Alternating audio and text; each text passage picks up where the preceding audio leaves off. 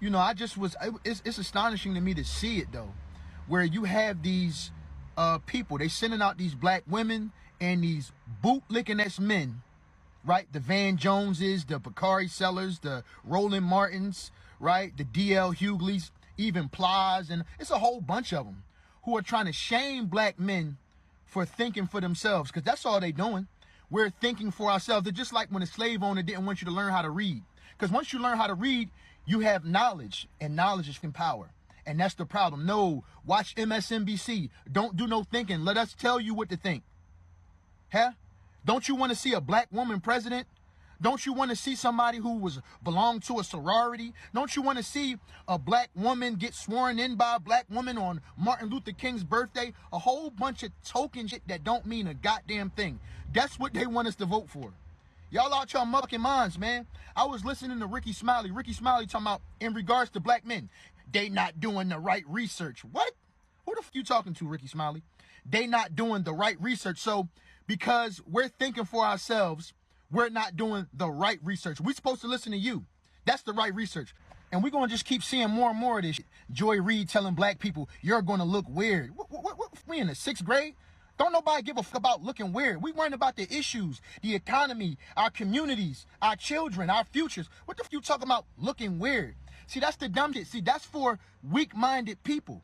And they just going to keep going, bro. You get all the narratives is going to keep going. Sellout, coon, traitor, you hate black women and all that cool. Bakari and Van Jones up on CNN crying and boo-hooing. Don't nobody give a too smart to fall for that shit, man. So y'all could keep rolling that shit out. We gonna keep standing 10 motherfucking toes down. The f out of here.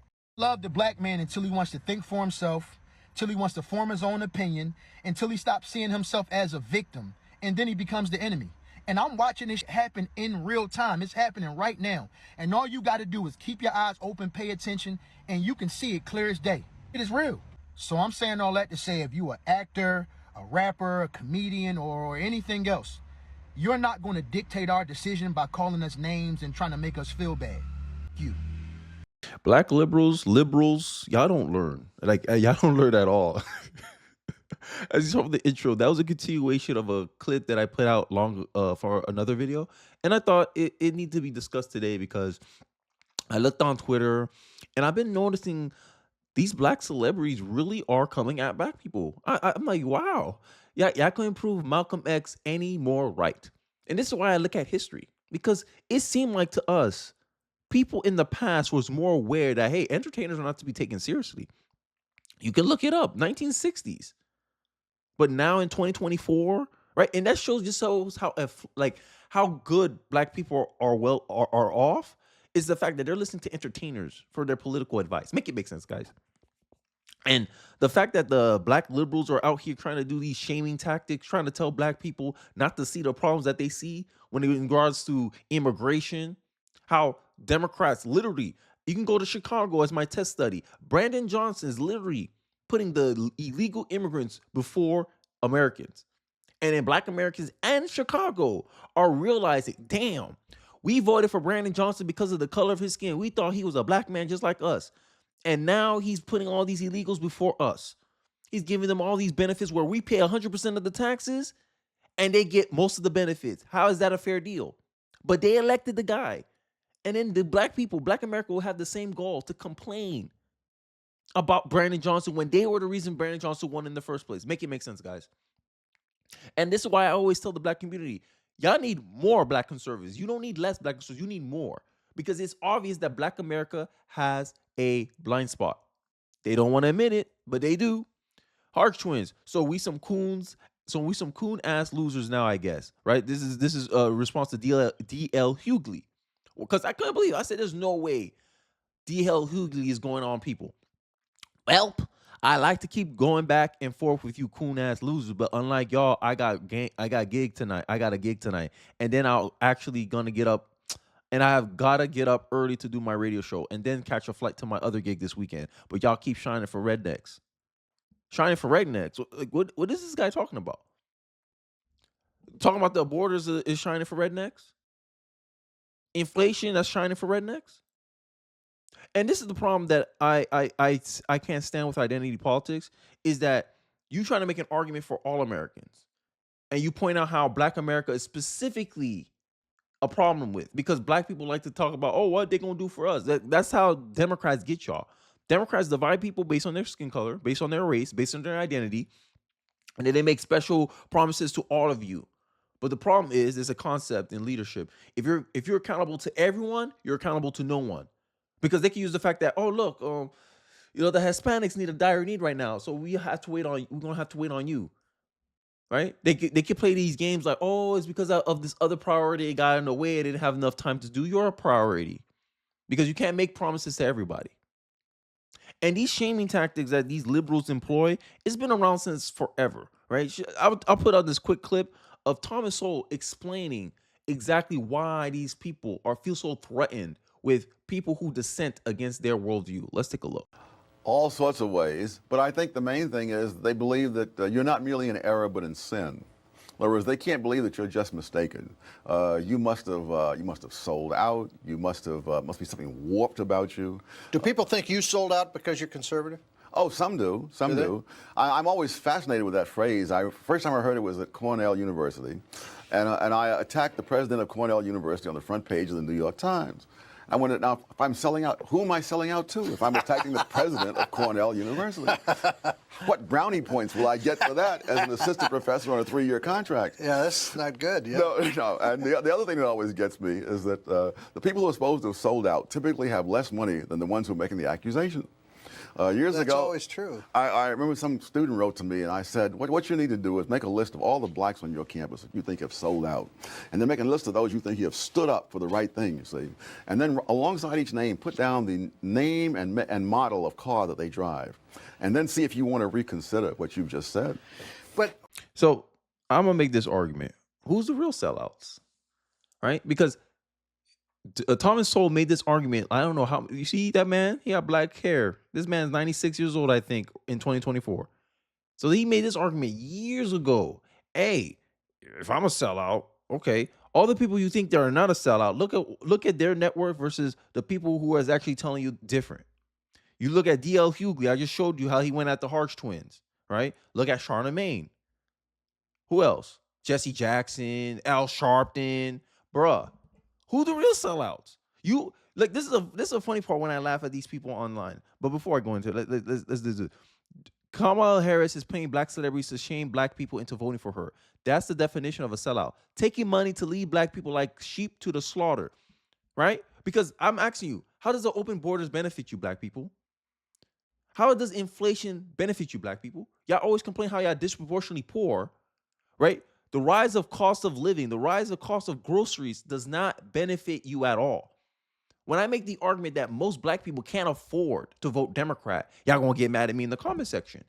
Black liberals, y'all need to stop this. Your shaming tactics will backfire because you saw from the intro. People are sick and tired of you guys trying to gaslight us into voting for blue, vote blue no matter who. You've been voting for the same party for 60 years, over and over and over again, and you still get the same results. Being comfortable in poverty. And us, black conservatives, you say, hey, look, try something different, black people. Look, our candidate's been talking about the issues on the border for I don't know how many years. And you keep letting the Democrats gaslight you into continue voting for them because they say, oh, no, that's xenophobic to worry about illegal immigration. That's xenophobic to worry about open borders. And look, now it comes back to reap what you sow. Y'all, the black liberals will pretend that they're about policy. They're about helping black people. But my argument has always been this. Black Democrats are not pro-black. I don't claim to be pro-black either. I'm pro-American. I'm pro for all of us. Hey, bro, America, we all have a shared interest in this country doing better because if this country do better, we all have an opportunity to do better. I'm a pro-American type of person. But my argument to a pro-black would be, is a Democrat pro-black or a black Democrat is just pro-Democrat? Because a pro-black will not tell you to vote for a political party that has caused this increase, that it disproportionately affects your people, correct? This is the cost of food. This is the cost of your basics. Every single thing is up. Eggs up 48%. Cookies up 27%. Look at what's going on. Butter up 31%. Right. And this is just the beginning. It's a disaster. It is a disaster for everybody. This is the cost of for food. everybody. But if you want to make the argument, disproportionately hurts black people too. The most, right? in these impoverished areas. Your high crime rate doesn't help in the area either. Businesses are trying to move away because they keep getting breaking into because they're not held accountable in these blue states. But you call it out, you're a coon. Make it make sense. You tell people police brutality isn't the biggest problem in your life. Can you know how many people die at the hands of cops? Unarmed black people die at the hands of cops? 12, around that number, a year. You know how many people die in Chicago? More than 12. I can give you that. But when black conservatives talk about black on black crime, we're deflecting from the issues. The issues that Democrats get you worried about are not high probability issues that affects most of black America. What's affecting black America is illegal immigration. You don't believe me? You don't have to believe me. All right? You can see it with your own eyes. I believe you feeling it in your pocketbook right now. And it's going to be a lot worse. The illegal migrant who was arrested in March for raping a 15-year-old girl was released on $500 bond. But wait, it gets even worse. He was flown in by Biden and Harris, a Haitian man brought in through the Biden administration's mass pro-law program, and he got bailed out for $500. But if you do that, you going under the jail. Why are these governments giving these migrants special treatment, specifically illegal immigrants? I do not understand, right? Because black conservatives get called coons, but we're pointing out how these issues affect everybody, right? I don't care about your skin color. This affects everybody. It's wild to me that virtually everyone in the country agrees that the education has completely dropped off over the last 40 years. But half of the country will lose their mind if you discuss stripping power from the department that oversaw the decline. Our first act is to close the Department of Education. Trump, yes. Why do conservatives want the Department of Education to be shut down? Let me tell you something.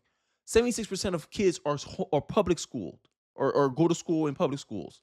These same public schools are used to push agendas down our kids' throat. Do you think politics have a space in education? No, it does not. I believe if politics is being taught, both sides must be represented. It can't just be one worldview. You got black liberals lying about the education here in Florida. I live in Florida all my life. The education in Florida, if you look at the curriculum, the new curriculum that they brought out for the school year, it talks about slavery.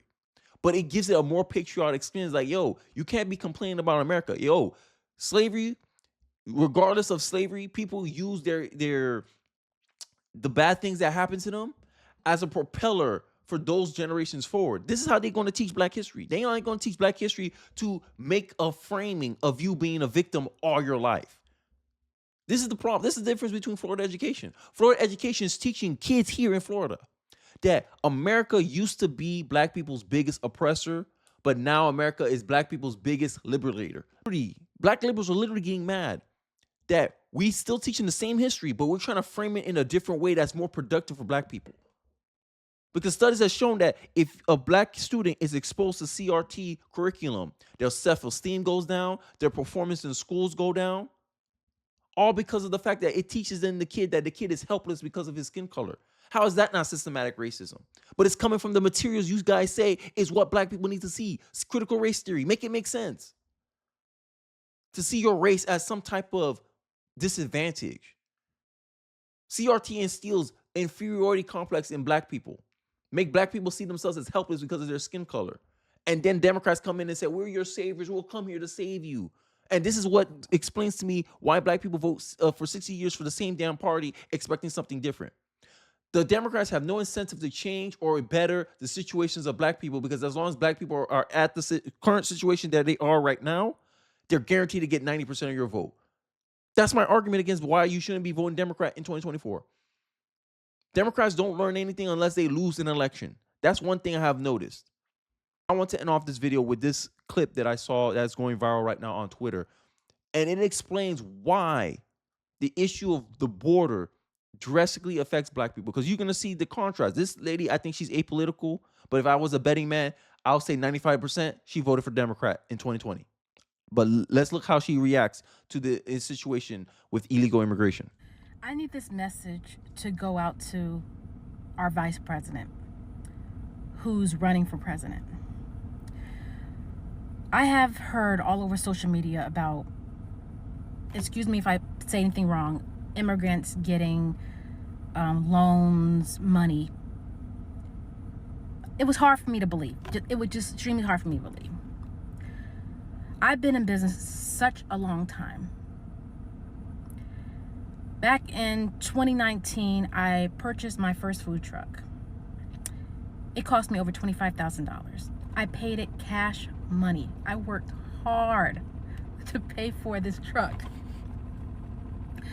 I'm now selling it because I'm doing other things, but I'm selling it.